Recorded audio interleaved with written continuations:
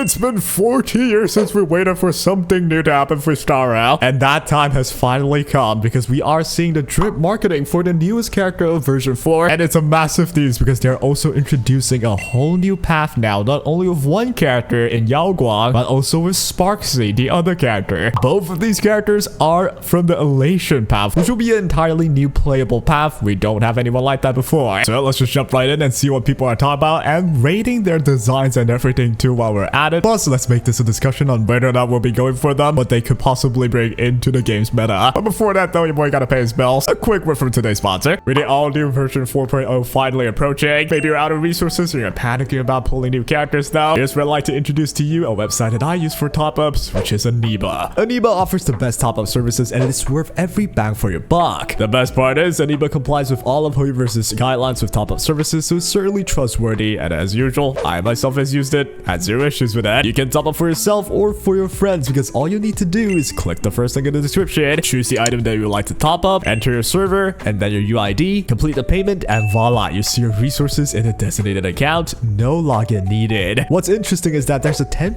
cashback on what you're purchasing, or you can claim by going into your orders after purchasing, click on claim, and you'll see the cashback in your Aniba wallet. This cashback can be used for any other purchases in the Aniba website and can top up for Star Rail even more. Or heck, pick up a gift or two. It's simple, it's a good deal, and most importantly, it's trustworthy. Check Aniba out and you'll support me as a creator too if you do give it a go. As usual though, no pressure at all. And with that said, let's get back into the video.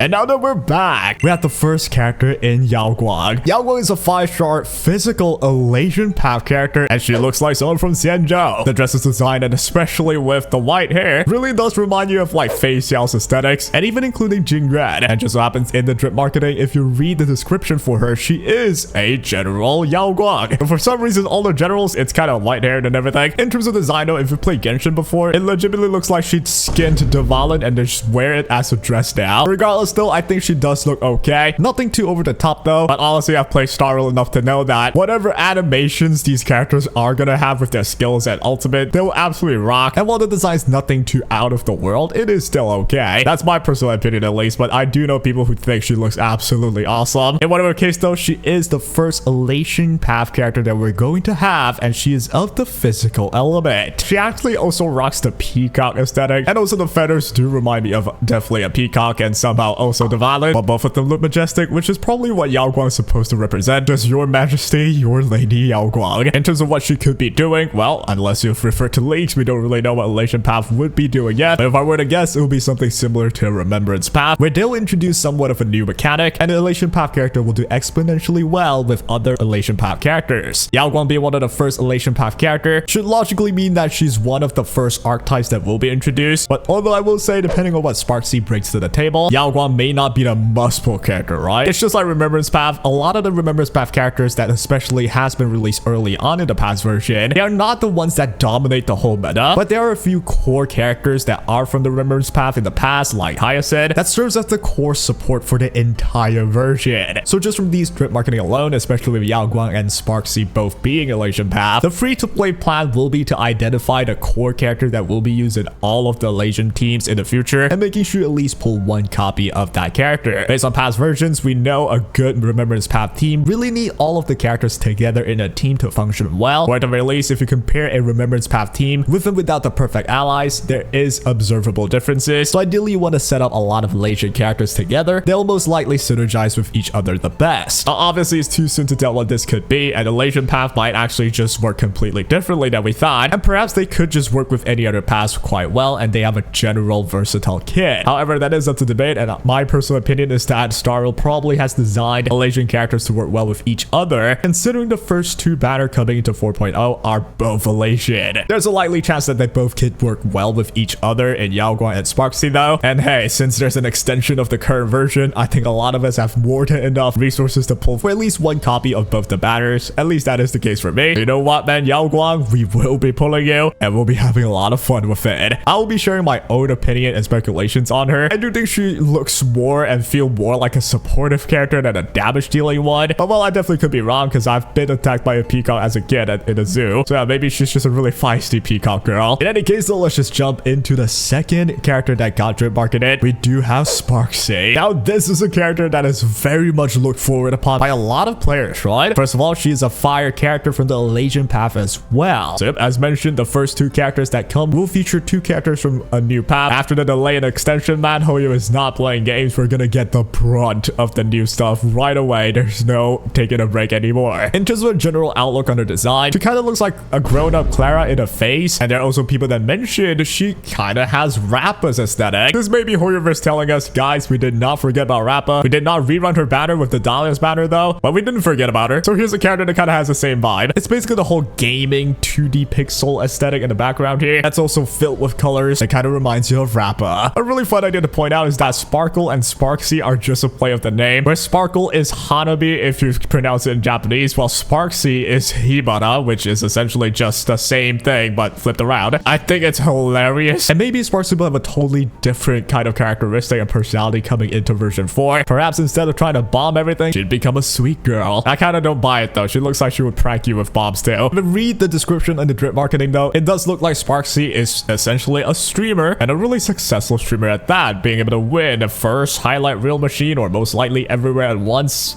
ranking or whatever that is. From just the description alone, it does seem she kind of still acts the same. It's just unpredictable and she's kind of just everywhere. I can't wait to use Sparkle on the left on my team, and right side we'll have Sparxie with the middle being the MC. I don't know, I just feel like that'd be a funny thing to see, maybe even in the story. So there we have Sparxie. Most of us are really hyped and the comments are pretty happy with her entire idea. Her design actually looks quite creative. Personally, so far, this is my favorite looking character of version 4. But I kind of just mentioned it, assuming most people would already have known. Version 4 will feature a lot of the older characters with like alternate forms. So with Sparxie here being basically Sparkle, right? Now what I don't know is, are they the same exact person? I doubt it. It's probably from an alternate reality or something like that. But that is why we'll look forward to this storyline. In terms of speculation of what she could do though, I do actually still think she might be more of a support as well than the first character that we've seen. Maybe it's just me being biased because Sparkle is the support. But hey, since Sparxie is basically just Sparkle but turned around, perhaps Sparxie will instead be the damage dealer, and I could see that happen as well. Regardless though, the free-to-play plan will either just be going all in, pulling them because we are saving currently. So you get yourself both of the new ELATION path character and don't have anything to think about. But for people that don't have that much resource, I would honestly pick one of the two, depending on how generally useful and versatile their kit is. Usually getting the one that's like the core of the new path will be the easiest way for you to secure a good team in the coming version with a very low budget, right? But hey, in the end though, if you just like the character, me personally, I look at Sparxie, she just looks so much like Trouble, and I like Trouble because my life's chaotic enough, so I will most certainly be pulling for Sparxie for sure. And yep, pretty adorable design overall. I like it. And that is all for the new stuff that we've seen with drip marketing. There's still like basically a whole month left until we get to see more of new content because, well, obviously things are delayed. We'll be covering all that on the channel though. But before we end, I do want to share and discuss about this fact on Star Rail. So obviously there was the political issue with Japan and China. I'm too stupid to know what they are all about, but I do know the game has issues based on the lore and the story because of real life political reasons, and it seems the delay in that extension is a way to handle that entire issue. I do think Hoyoverse is trying their best to like try and adjust things. Now what I don't know is whether or not Sparxie and Yao Guang being released right now is within their plan, but I really do hope it doesn't ruin the whole experience with the new version. But in my personal opinion though, at least they're still drip marketing about new versions with a lot of uncertainties ahead. I like to hold a positive outlook because life's grim enough, man. In any case though, I am very much looking forward to the new characters and the new path as well. Let me know what you think in the comment section down below about it, and that'll be all. I'm not sure if I'll be posting too much about the game given the extension. Obviously there's not much to do, but I'll try my best. Maybe I'll try and post something creative though. In any case, that'll be all for now. Hope you guys enjoyed and take